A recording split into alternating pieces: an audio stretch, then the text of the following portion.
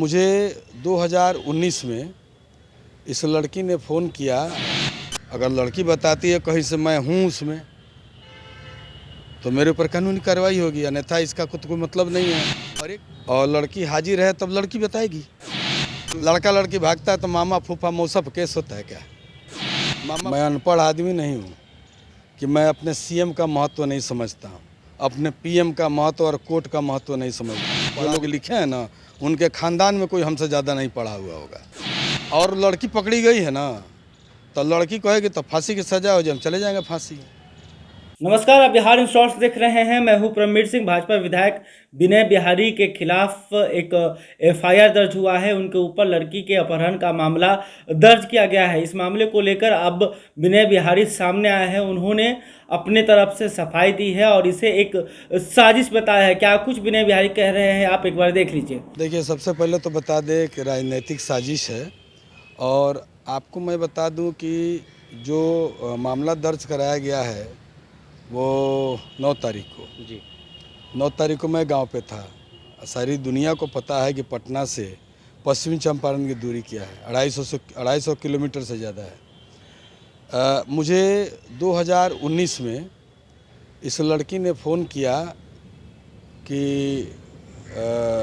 आप राजीव की जो शादी करवा रहे हैं, मेरा उससे प्रेम है, अगर आप शादी करवाएंगे उसका तो मैं फांसी ला कर मर जाऊंगा। तो मैंने तत्काल यही कहा अपने रिश्तेदारों को, क्योंकि मेरा लड़का तो है नहीं, मेरे साले का लड़का है। मेरे 2 साले हैं, मेरी शादी यहीं पुनपुन हुई अकौना। और मेरे साले का एक लौता लड़का है, और लड़का और लड़की दोनों का घर एक ही मोहल्ले में है। तो हमें जब लड़की का फ़ोन आया तो हमने ससुराल वालों को कहा कि अब आप लोगों के पास क्या जानकारी है मुझे नहीं मालूम, लेकिन मुझे लड़की ने 9 बजे रात को फ़ोन किया था। तो आप देख लीजिए, कहीं ऐसा ना हो कि उसके बाद से लॉकडाउन है ना।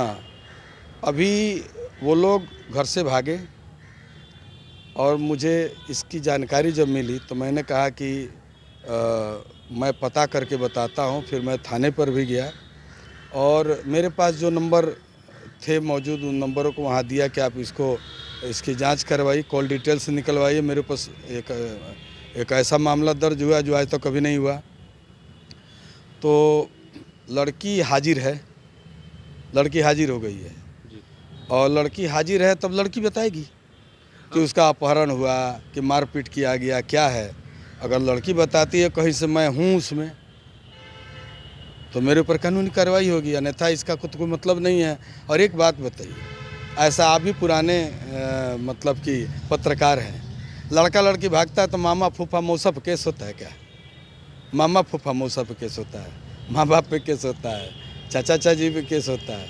लेकिन ठीक है, हम विधायक हैं, इसलिए हमारे ऊपर उनकी माँ ने किया है, मतलब लड़की है उसकी माँ जो है रेखा जी, उन्होंने किया है। तो अभी कोई बात नहीं, मैं यहीं हूँ पटना में, और लड़की का बयान शायद चल रहा होगा। मैं तो कोई भगोड़ा हूँ नहीं, भाग जाऊँगा। लेकिन ये टोटली प्रेम प्रसंग का मामला है। और आजकल कोई बाप, मैं तो फूफा हूँ, कोई बाप कहता है क्या किसी की लड़की को लेकर भाग जाओ?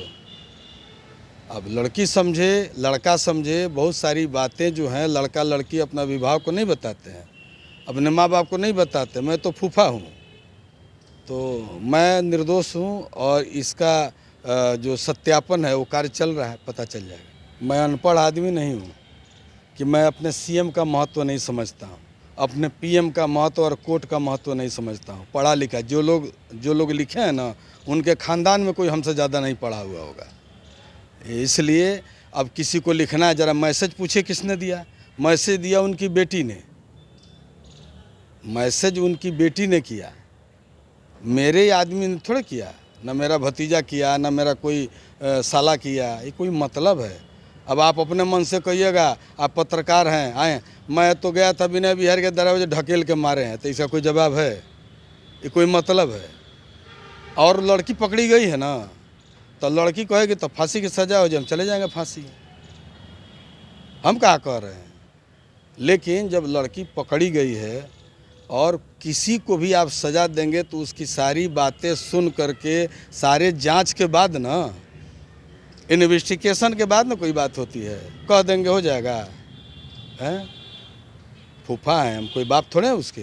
भाई राजीव वही लड़का है, वही लड़का लेके गया है, चाहे लड़का को लेकर लड़की गई है तो उसका नाम तो आएगा ही आएगा।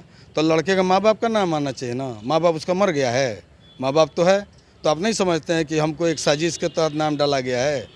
आप कोई लड़की को लेकर भागेंगे तो आपके फूफा का नाम आएगा, आपके फूआ का नाम आएगा। आप बताइए ना, इंसानियत के नाते क्या फूफा मर गए हैं माँ बाप का जो फूफा और फूआ का नाम आएगा। इसलिए मैं बोल रहा हूँ कि अब तो लड़की थाने में हाजिर है, अपना बयान देगी। अगर वो बयान देती है कि हमने उसके साथ कोई बदतमीजी किया है तो कानून हमसे बड़ा नहीं है, कानून हमसे छोटा नहीं है, हमसे बड़ा है और बहुत बड़ा है। और कानून के दायरे में हम सभी आते हैं और मैं कानून का अनुपालन करूंगा। अगर ऐसा होता है कि लड़की बोलती है कि हमारे साथ विधायक जी अन्याय किए हैं तो कानून में जो प्रावधान होगा सजा होगी। विधायक के 20 दुश्मन होते हैं। आप अपने दुश्मनों को जानते हैं? पत्रकार हैं, नहीं मालूम, भगवान थोड़े हैं, गम जानी विद्या पढ़े हैं। आप भी अपने दुश्मनों को नहीं जानते हैं, कोई होगा। हम जब नहीं जानते हैं तो हम ऐसे आसमान में ताक करके कोई बात नहीं करते, हम धरती देखते हैं। हम पढ़े लिखे आदमी 20,000 गाना लिख चुके हैं, 700 फिल्मों का गाना लिख चुके हैं।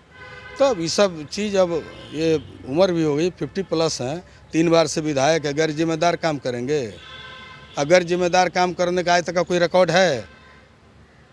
मैं 34 साल से सिनेमा का जीवन जी रहा हूँ, ये सब काम नहीं करता मैं। ना मेरा कोई पारिवारिक बैकग्राउंड है ऐसा कि हम किडनैपर परिवार से हैं या मैं क्रिमिनल परिवार से हैं, हमारा वैसा कोई बैकग्राउंड नहीं है। हमारे माता पिता का वैसा कोई बैकग्राउंड नहीं है।